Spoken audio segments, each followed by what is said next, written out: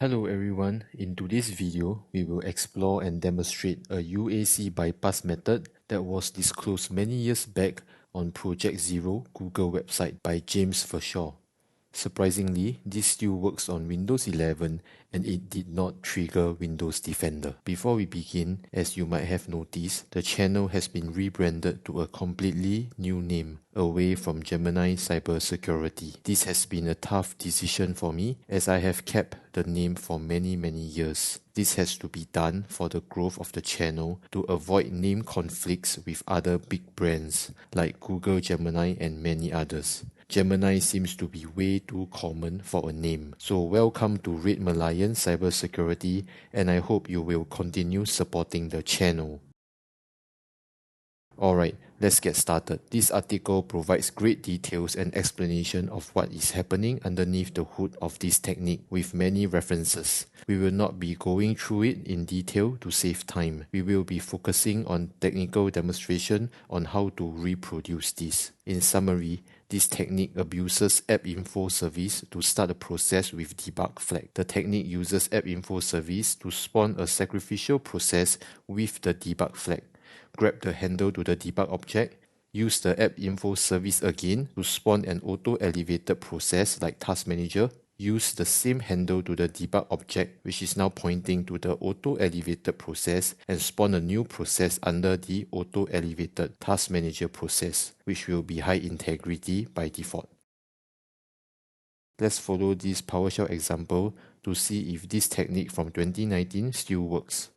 We have to first install the module for NT Object Manager. Next, we have to import the module. For this get RPC server portion, we will need to add a square bracket 0 at the end for it to work.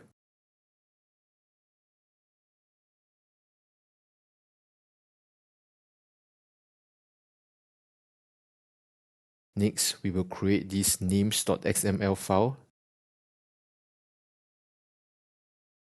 We will need to slightly modify the schema for it to work.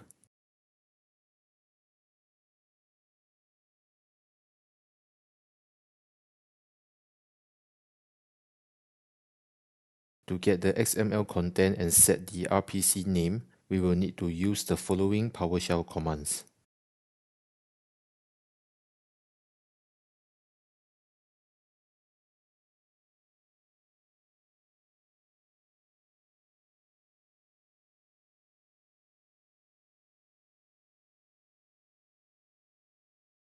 Before we continue to create this start UAC function, we will need to download the ntapi.net DLL, else the function over here, such as ntapi.net win32 create process flag will not work.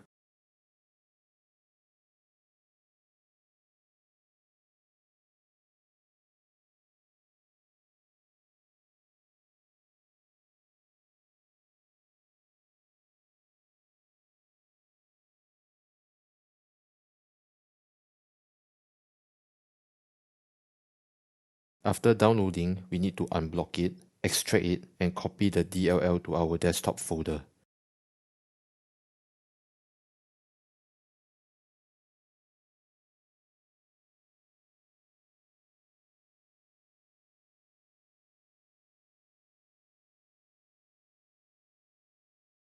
Now we will need to do a add type command to point to the DLL.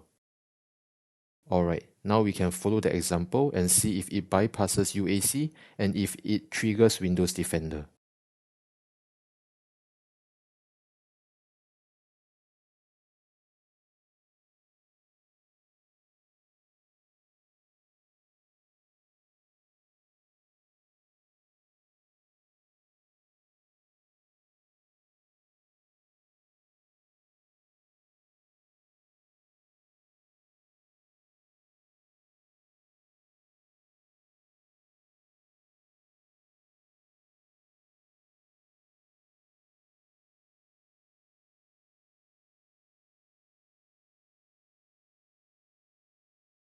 Awesome, work like a charm. This is great.